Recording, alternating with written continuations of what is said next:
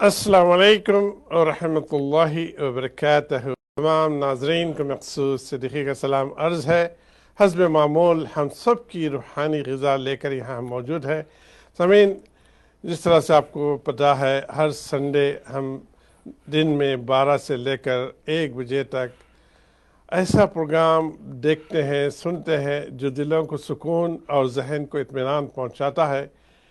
ये बहुत ही सीरियस लेकर वॉच करने का, सुनने का प्रोग्राम है, क्योंकि ये मैसेज हम सब का खालिक अल्लाह सुब्हानहू व तआला जो अपने नबी के ज़रिए हमें जो तालीमात दिए हैं, वही तालीमात एक आलिम के ज़रिए हम आप तक पहुंचाते हैं।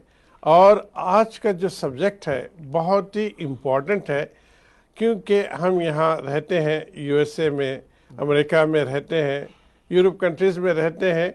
यहाँ के कल्चर में जो है शादी का रिवाज तो कम होते हुए आ रहा है, और जो शादियाँ होती हैं वो शादियाँ भी मोर देन 50% उसका डिवोर्स हो जाता है।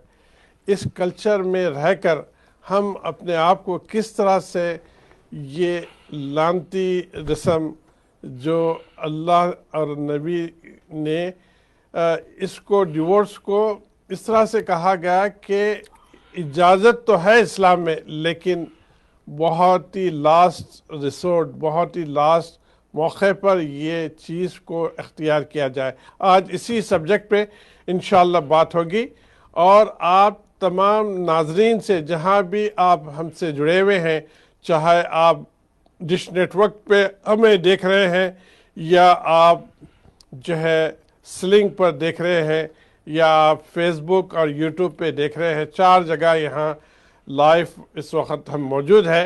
अल्लाह के हुक्म से, अल्लाह की मदद के साथ आपके लिए ये मैसेज लेके आते हैं, और अल्लाह का करम है, अल्लाह का शुक्र अदा करते हैं कि या अल्लाह, इस वतन में रहकर अल्लाह की बातें हम कर भी सकते हैं और सुन भी सकते हैं। अल्लाह ताला हम सबको इस पर अमल करने की तौफीक अता फरमाए, आमीन। और आज मेरे साथ मौजूद है जनाब मुफ्ती सलीम साहब।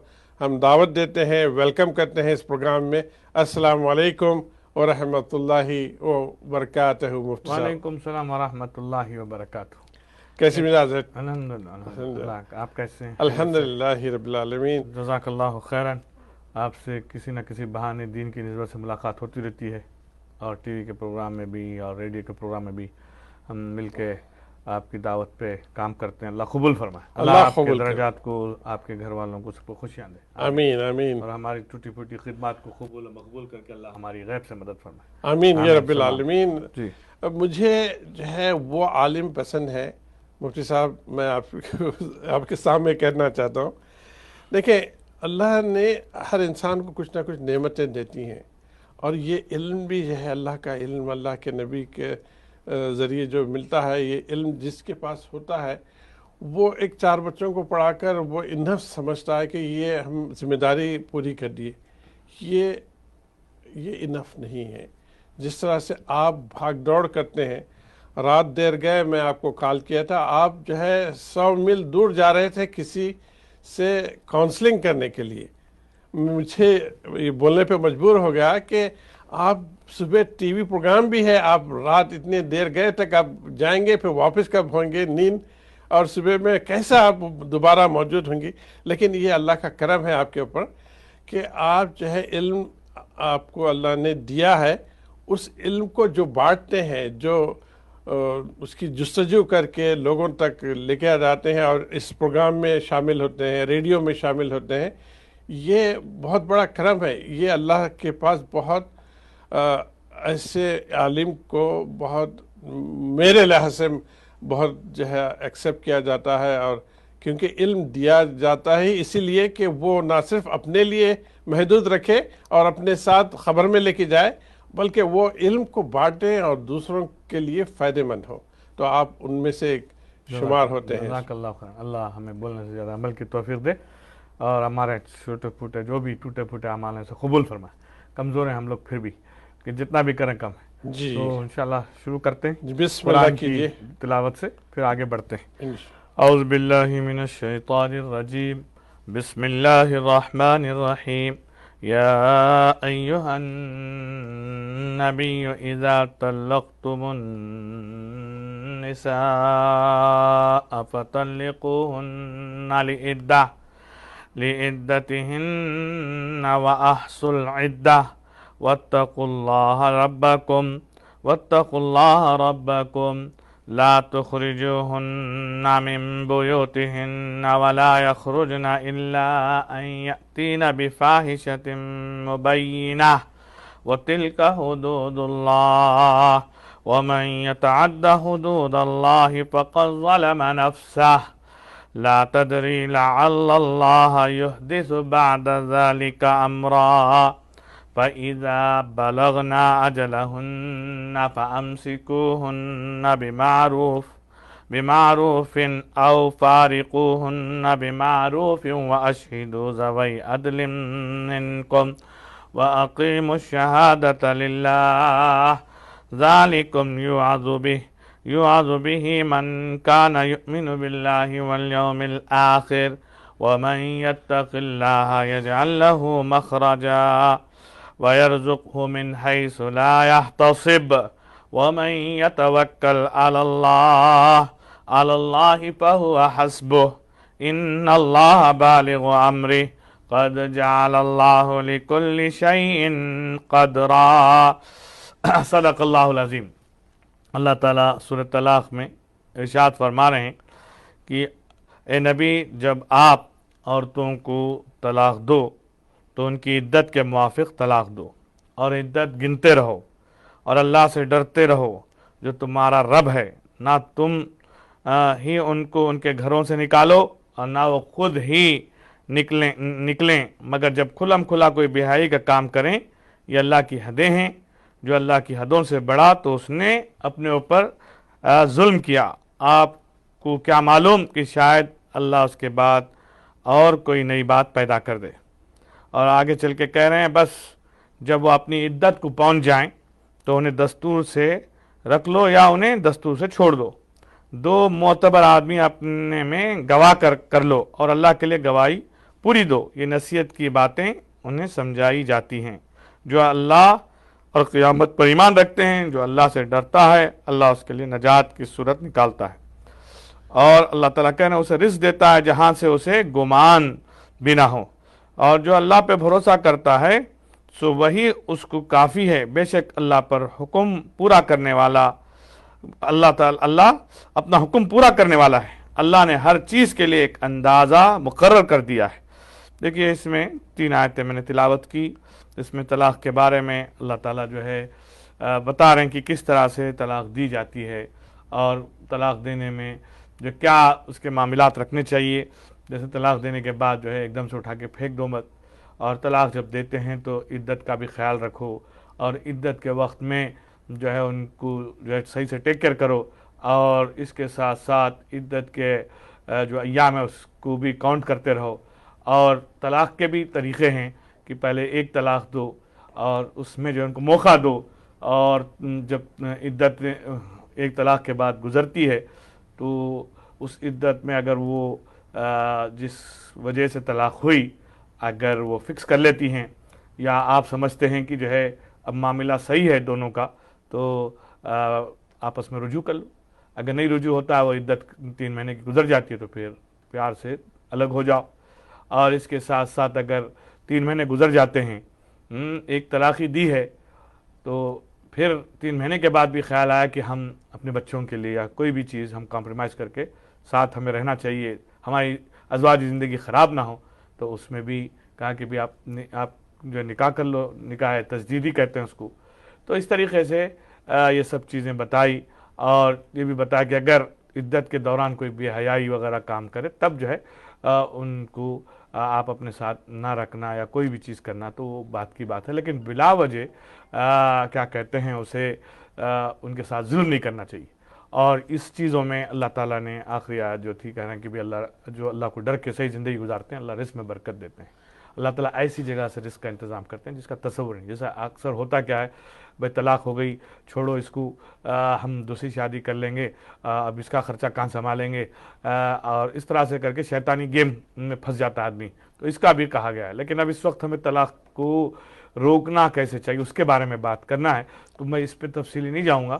تو انشاءاللہ آپ مخصوص آپ بتائیے کہ آپ کے پاس کوئی کوشچن ہو تو اس پہ جی. بات کریں، یا کسی کو کوئی کوشچن ہو تو وہ ہمیں پوچھیں، ورنہ جو ہے ہم خود آپ کو اس کے بارے میں کیا کرنا چاہیے بتائیں گے. اصل بات یہ ہے مفتی صاحب، میاں بیوی کا رشتہ جب انسان جو ہے بڑا ہو جاتا ہے، کس خواہش سے اپنے پارٹنر کو ڈھونڈتا ہے، اپنے شادی کرتا ہے، کتنا خرچہ کرتا ہے، ہزاروں ڈالر خرچ کرتا ہے، خوشی سے شادی کرتا ہے، ہال بک کراتا ہے، مفتی صاحب کو بلاتا ہے، اور کیا کیا نہیں کرتا ہے کہ شادی ہو جائے اور جو ہے خوشیاں مل جائے. تو یہ اتنا پاکیزہ رشتہ ہے میاں بیوی کا، اتنی خواہش سے اتنے پیسے خرچ کر کے جب انسان ایک دوسرے کو سمجھ کر کہ یہ پارٹنر میرے لیے درست ہوگا، یہ بیوی میرے لیے درست ہوگی، یہ شوہر میرے لیے درست ہوگا، جب وہ ایک دوسرے کے لیے ایکسیپٹ کرتے ہیں کہ آپ میرے ہسبینڈ اور میں آپ کی بیوی، تو اسی طرح سے اتنی خوشی سے جب لے کے آتے ہیں. ہوتا کیا ہے، کیا وجوہات ہے، خصوصاً انڈیا پاکستان میں وہ ڈیفرنٹ ریزنس ہے جو طلاق کے بنتے ہیں. وہاں پہ بڑی فیملی بھی ہوتی ہے، انوالومنٹ بھی ہوتا ہے، تو وہاں کے وجوہات ڈیفرنٹ ہوتے ہیں. یہاں ہمیں دیکھنا ہے کہ امریکہ میں رہ کر ہمیں کیا وجہ ہوتی ہے جس سے یہ طلاق تک نوبت پہنچ جاتی ہے. اگر انسان اس پہ غور و فکر کرے اور یہ وجوہات کو اپنے آپ میں دیکھیں، اپنے فیملی کے ہر فیملی میں الگ الگ وجوہات ہوتی ہوں گی. آپ بھی کاؤنسلنگ کرتے ہیں تو آپ کو پتہ ہے ڈیفرنٹ وجوہات ہے جس کے وجہ سے یہاں تک بات جاتی ہے. اور جو ہے جب پتہ چل جائے تو اس سے ہم کیسا بچیں تاکہ ہم نکاح جو اتنی خواہش کر کے اپنے بیوی کو لے کے آئے ہیں اس کے ساتھ کیسا خوشی کے ساتھ زندگی گزارے. اصل وہ سیکھنا ہے، اصل وہ تعلیمات ہے. تو اس کے بارے میں آپ بتائیے کہ کیا ذمہ داری ہے میاں کو بیوی کے رائٹس اسلامی طور پر جو ہے پتہ کرنے کی، اور بیوی کو ہسبینڈ کے رائٹس پتہ کرنے کی. مختصر سے آپ یہ بتائیے کہ ایک دوسرے کی جو رائٹس ہیں وہ بتائیے. جزاک اللہ خیراً، اللہ تعالیٰ آپ کو جزا خیر دے. مقصود صاحب دیکھیے، شادی میں آدمی خوشی سے، دونوں فیملیاں خوشی سے، لڑکی والے لڑکے والے جو بھی ہو سکتا ہے، آگے بڑھ کے پورا کوشش کرتے ہیں کہ ایک خوشی کے موقع کو صحیح طور سے ہم پورا انجوائے کریں. اچھی بات ہے. تو ہم شروع سے کہتے ہیں کہ بھی شادی کرو تو شادی کرو، شادی ہونی چاہیے. شادی میں جتنے خرچ کرتے ہیں اتنے مسئلے ہوتے ہیں. ہوتا کیا ہے، ان نیسیسری ہم نے مصیبت بنا رکھی ہے شادی کو، کہ لاکھوں ڈالر خرچ کرتے ہیں کھانے میں، اور جو ہے مہندی میں، ڈھولکی میں، اور جو ہے نہ جانے کیا کیا رسومات ہیں، اب ہمیں تو وہ بھی نہیں معلوم. تو اس میں تو کیونکہ وہ سب چیزیں اسلامی ہیں نہیں، اور دوسری چیز جو ہے پھر ناچ گانا، بے حیائی، سب چیزیں اور بھی آ جاتی ہیں. تو شادی ایک اچھا کام ہے. اب جیسے نماز ایک اچھا کام ہے، اب نماز کو نماز کے طریقے سے ادب کے ساتھ، ریسپیکٹ کے ساتھ کرتے ہیں تو وہ قبول ہوتی ہے. اب نماز جو ہے چاہے ہم بیت اللہ میں پڑھیں اور ادب کے ساتھ نہ ہو، ریسپیکٹ کے ساتھ نہ ہو، اس کے جو احکام ہے اس کو پورا کرتے نہ ہو تو وہ قبول نہیں ہوتی. تو ایسے ہی شادی جو ہے مسجد میں کریں، یا جو ہے کسی شادی ہال میں کریں، یا بڑے کسی پارٹی ہال میں کریں، یا کہیں بھی کریں، اگر اس کو اللہ کی رضا کے لیے کریں گے تو اس میں اللہ کی مدد ہوگی. تو سب سے بڑی بیسک بنیاد کیا ہے، شادی سے ہی شروع ہوتی ہے کہ بھئی دکھاوا بازی اور بے حیائی، ناچ گانا اور خرافات جو بالکل آپ صلی اللہ علیہ وسلم نے ہدایات نہیں دیے اور اللہ کو بالکل پسند نہیں، اس کی ہم پرواہ نہیں کرتے ہیں. ہم کہتے ہیں یار زندگی میں ایک بار ہوتی ہے شادی، کرنے دو، اللہ معاف کر دیں گے. یہ ہماری تفسیر ہے، لیکن اللہ کے رسول صلی اللہ علیہ وسلم کی طرف سے ہمیں نہیں بتایا گیا. تو اسی لیے شروع سے اس کا خیال کیا جائے، شادی ہو تاکہ ہر آدمی شادی کر سکے. آج کئی بچیاں شادیاں نہیں کر سکتے ہیں کیونکہ وہ سب جو ہے رسومات ادا نہیں کر سکتے. وہ رسومات کو ادائیگی کی تیاری میں زندگیاں نکل پڑتی ہیں. جیسے شادی ہونی چاہیے. میں آج کے اس دور میں جو ہے امریکہ کے جو حالات، کیونکہ 22-23 سال سے میں یہی ہوں الحمدللہ، تو میں دیکھتا ہوں کہ میں تو سب سے نوجوانوں سے یہی کہتا ہوں جو 21-22 سال کا ہو جائے، سمجھدار ہو جائے تو شادی کر لینا چاہیے، اس سے پہلے کہ وہ کوئی حرام کام میں مبتلا ہو. اور اسی طرح سے لڑکی جو ہے 18-19 سال کی ہو جائے تو ماں باپ کو چاہیے کہ اس کا نکاح پڑھا دینا چاہیے. پھر ہسبینڈ اور وائف دونوں مل کر اپنی پڑھائی تکمیل کر سکتے ہیں، کالج میں جا سکتے ہیں، یونیورسٹی میں، کیونکہ ہوتا نا ہے بچوں کو پڑھنے کی خواہش ہے، جی جی بالکل. ہم منع نہیں کرتے ہیں بچوں کو پڑھنے کے لیے، پڑھیں بچے، لیکن ہسبینڈ اور وائف جا کے مل کے اپنی پڑھائی پوری کریں اور ساتھ رہیں حیا کے ساتھ، تاکہ جو کوئی حرام کام نہ ہو. تو یہ ایک اچھی چیز ہے. تو جی آپ جو ڈسکرائب کر رہے ہیں، جی جو مسئلے آگے آئیں گے، ڈیورس تک پہنچے گا، اس کو نکاح کے وقت سے ہی آپ جوڑ رہے ہیں. بگننگ میں ہی دیکھ رہے ہیں کہ نکاح کے وقت جو ہے اتنا ماحول، اتنا پاکیزہ ماحول ہوتا ہے، نکاح پڑھا جاتا ہے، قرآن پڑھی جاتی ہے، اور یقیناً اللہ سبحانہ تعالیٰ کی نعمتیں، اللہ کی برکتیں وہاں اترتی ہوگی. ہاں اترتی. اس کے فوری بعد جب مفتی صاحب، قاضی صاحب وہاں سے چلے جاتے ہیں، جو اللہ کے حکم کو توڑی جاتی ہے، وہ بھی سبب بنتا ہے کہ وہ پھر وہاں سے لعنتیں، وہاں سے جو ہے اللہ کی ناراضگی جو ہوگی وہاں سے شروع ہوتے ہیں، میجر سبب بنتا ہے. میجر سبب بنتا ہے. تو اس گفتگو ہم جاری رکھیں گے. آپ اس وقت دیکھ رہے ہیں Islamic T V programme light of Islam, جو کہ ہر اتوار کو 12 سے لے کر 1 بجے تک پیش کیا جاتا ہے، اور نیکسٹ سیگمنٹ میں اسی گفتگو جاری رہے گی. آپ سے بھی گزارش ہے کہ آپ بھی کال کر کے اپنا انپٹ دیجئے. اسکرین پہ نمبر آ چکا ہے. انشاءاللہ بریک کے بعد آپ سے ملاقات ہوگی. السلام علیکم ورحمۃ اللہ وبرکاتہ. وعلیکم السلام ورحمۃ اللہ.